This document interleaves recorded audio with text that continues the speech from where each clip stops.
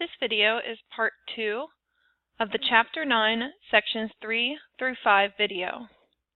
This video picks up on page 21 of the notes. What is the connection between confidence intervals and significance test? Recall that a confidence interval gives us a range of reasonable values for the parameter. If we know what range is likely to cover the parameter, then we can use this range to tell us about the conclusion of a significance test. If the null hypothesized value is located within the confidence interval, then it is a plausible value and the null hypothesis should not be rejected. Additionally, if the interval does not support the alternative, then we should fail to reject the null hypothesis. If the null hypothesized value is not located within the confidence interval and the values support the alternative hypothesis, then it is not a plausible value and the null hypothesis should be rejected.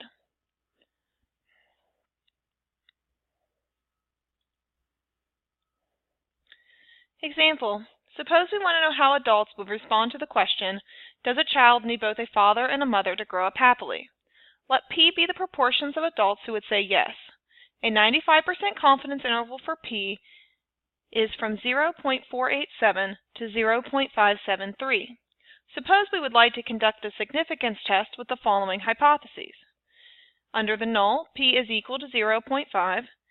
And under the alternative, we would like to prove that P is greater than 0.5. Should we reject the null or fail to reject the null? Notice for this example, we will fail to reject the null because 0.5 is within the interval. Suppose instead the interval was from 0.122 to 0.234. Again, should we reject the null or fail to reject the null? In this case, we would fail to reject the null because 0.5 is below the interval and we are trying to prove that P is greater than 0.5. This time, suppose that the interval ran from 0.657 to 0.745. Again, should we reject the null or fail to reject the null? This time we should reject the null because all the plausible values are greater than 0.5 and support the alternative. Previously, when conducting a significance test, we compared the p-value to the predetermined significance level. When we determine the outcome of a significance test based on the confidence interval, we do not compute a p-value, but we do need to discuss the significance level. The significance level of a test can be determined from the confidence level. When we have a one-tailed significance test, alpha is equal to 1 minus the confidence level divided by 2. The significance level is alpha times 100%. When we have a two-tailed significance test, alpha is equal to 1 minus the confidence level. The significance level is alpha times 100%. Consider the following example. Again, suppose we want to know how adults would respond to the question, does a child need both a father and a mother to grow up happily? Let P be the proportion of adults who would say yes. A 95% confidence interval for P is 0.487 to 0.573. Suppose we would like to conduct a significance test with the following hypotheses. Under the null, P is equal to 0.5, and under the alternative, P is greater than 0.5. What is the significance level of the test? Since we have a one-tailed test, we have alpha equal to 1 minus 0.95 divided by 2. This gives 0.025. We have a 2.5% significance level. Notice here, the only thing that's changed is under the alternative, we now have not equal to. This suggests we have a two-tailed test. So if we would like the significance level of this test, since we have a two-tailed test, we would take alpha equals 1 minus the 0.95. Equals 0.05, and we would have a 5% significance level. If the significance test and confidence interval contain similar information, which one should I use? Confidence intervals are most useful when you want to estimate population parameters. Significance tests and p-values are most useful when you want to ask a question, i.e. test a hypothesis, about a population parameter. Confidence intervals give you a range of plausible values. P-values quantify the strength of evidence against the null. Are the following questions best assessed using a confidence interval, a significance test, or a statistical inference not relevant? Looking at the first one. Here we're asking if majority of adults riding a bicycle wear a helmet. In other words, we're asking if the parameter, which is the proportion of adults who do wear a helmet when riding a bicycle, is greater than 0.5. This would best serve as a hypothesis test or a significance test. 2. On average, how much do adults who play sports in high school exercise than adults who did not play sports in high school? Here, we're asking for a range of plausible values, so we would want a confidence interval. Looking at the last one, on average, were the 23 players on the 2010 Canadian Olympic hockey team older than the 23 players on the 2010 U.S. Olympic hockey team? Here, statistical inference is not relevant. The reason for this is we're only interested in the 46 players, and we could easily obtain information on those 46 players. Section 9.4. Decisions and types of errors in significance test. Do significance tests always make the correct decision? Recall that a significance test uses data from a sample to assess a claim about a population. You can think of the test as asking a question about the parameter, and we use the statistic to help us answer the question. There is always the possibility that the significance test reached the incorrect conclusion. Before discussing the potential errors in a significance test, we will revisit the concept of a criminal trial. There is always the possibility that the jury made a mistake in a criminal trial. The jury makes the wrong conclusion if it finds an innocent defendant guilty. A famous example of this is the case of Reuben Hurricane Carter. The jury could also make a wrong decision if it finds a guilty defendant not guilty. A famous example of this is the case of O.J. Simpson, since he was later found financially responsible for the murders he was originally found not guilty of. There is always the possibility that a significance test made a mistake. A significance test makes the wrong decision if a true null hypothesis is rejected. This is known as a type 1 error. The significance test makes the wrong decision if it fails to reject a false null hypothesis. This is known as a type 2 error. There are two possible errors a significance test can make. A type 1 error occurs when the null hypothesis is rejected, but unknown to the researcher, the null hypothesis was true. And a type 2 error occurs when the significance test fails to reject the null, but unknown to the researcher, the null hypothesis was false.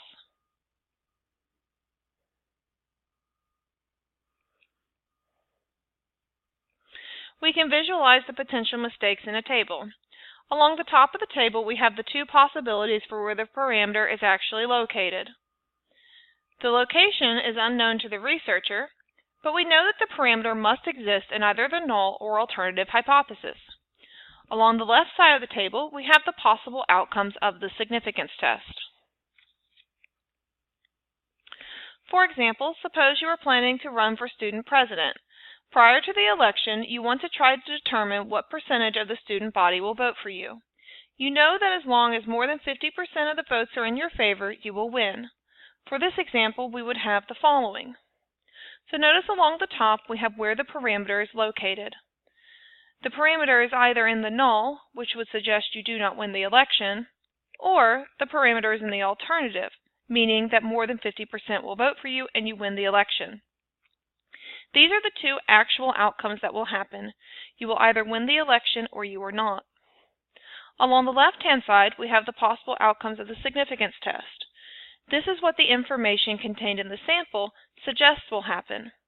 So notice we will either fail to reject the null, which means you don't have enough evidence to conclude that you will win, or we reject the null, meaning that based on the sample, we have enough evidence to conclude that you will win when the election is held. Ideally, if the null hypothesis is true, then we will fail to reject the null hypothesis, and if the null hypothesis is false, we will reject the null hypothesis. Looking at the table, the two smiley faces denote these two potential outcomes. These are the ways in which the hypothesis test or significance test can reach the correct conclusion. Looking at our election example, we would have the following. In this box, we have that the significance test concludes that there is not enough evidence to say you will win, and if the election were held, you would lose. In other words, the information from our sample matches what would actually happen if the election were held today. In this box, the other option is that the significance test concludes that there is evidence to say that you will win, and if the election were held today, you would win. So again, the information contained in the sample leads us to the same conclusion of what would actually happen. Since the decision in a significance test is reached based on the information in the statistic, there is always the potential for error. Looking at the table, notice the type 1 error occurs when the parameter is in the null, but we reject the null. And the type 2 error occurs when the parameter is actually in the alternative, but the test fails to reject the null. Again, looking at our election example, we would have the following. The type 1 error would occur if the significance test concludes that there is evidence to say you will win, but that if the election were held today, you would lose. The type 2 error would occur if the significance test concludes that there is not enough evidence to say you will win, but if the election were held today, you would win. So these are the two potential errors. Example. Suppose a local veterinarian would like to know on average if dog owners require veterinary services more than 3 times a year. Unknown to the veterinarian, the true mean is 3.2 times a year. Based on a random sample of 150 dog owners, the average is X bar equals 3.1. A significance test is performed where under the null mu is equal to 3, and under the alternative we're trying to prove that mu is greater than 3. The test is performed at the 5% significance level, and the resulting p-value was 0.07. Based on the value of the parameter, what should the outcome of the significance test be? Notice here we should reject the null because unknown to the researcher, we know that the parameter is greater than 3, which would suggest that the alternative hypothesis is true. But recall that the veterinarian does not know the true value of the parameter. They can only go by the p-value.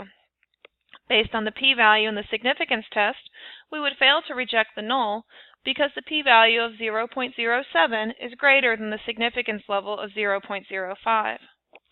Notice here that an error occurred with the significance test. Since we failed to reject a false null, a type 2 error has occurred. It is important not only to discuss what the potentials are, but the consequences of those potential errors. Example, a pharmaceutical company is concerned that a drug may be causing people to lose their sense of smell. They perform an experiment in which 250 people are randomly selected to take the drug, and 250 are randomly selected to take a placebo. They then calculate the proportion of people in each group who lose their sense of smell to see if they can prove that the proportion in the drug group is higher than in the control group. The hypotheses are as follows.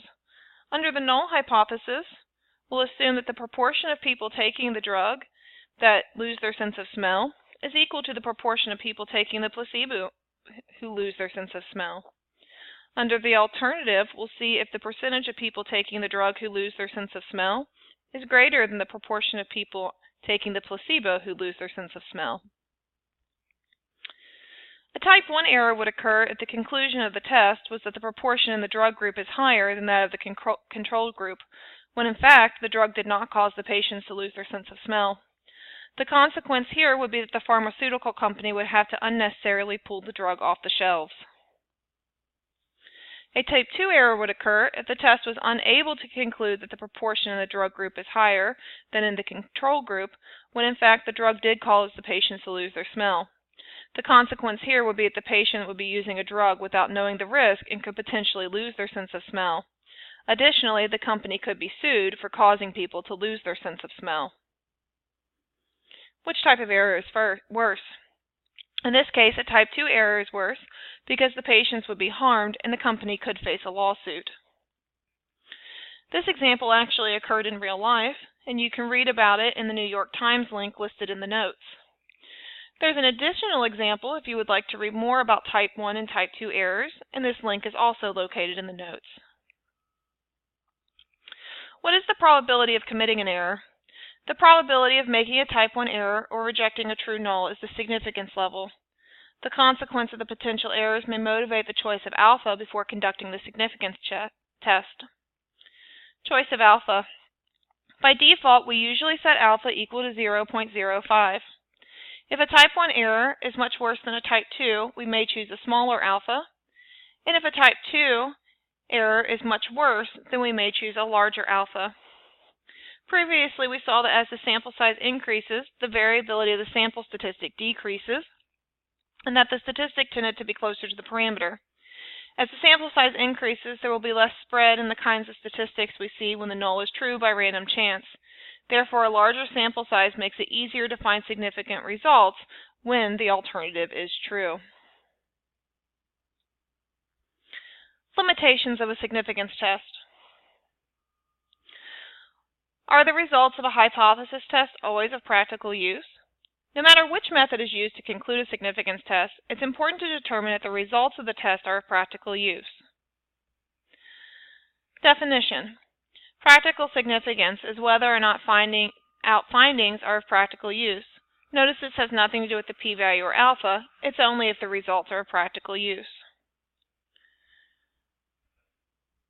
For example, a company has developed a new device to place on cars to increase gas mileage.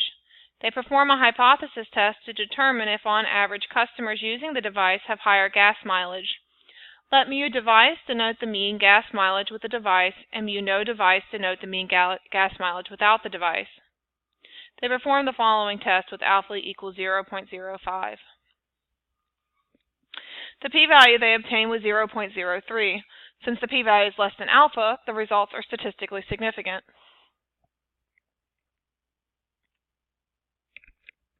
If the device increases gas mileage by 0.01 miles per gallon, do you think that the results of the test are useful? In other words, practically significant? No, this is a tiny increase and not of practical use. If the device increases gas mileage by 5 miles per gallon, do you think the results of the test are useful? In other words, practically significant? Yes, this would be a large increase and may save customers a considerable amount of money over the course of a year.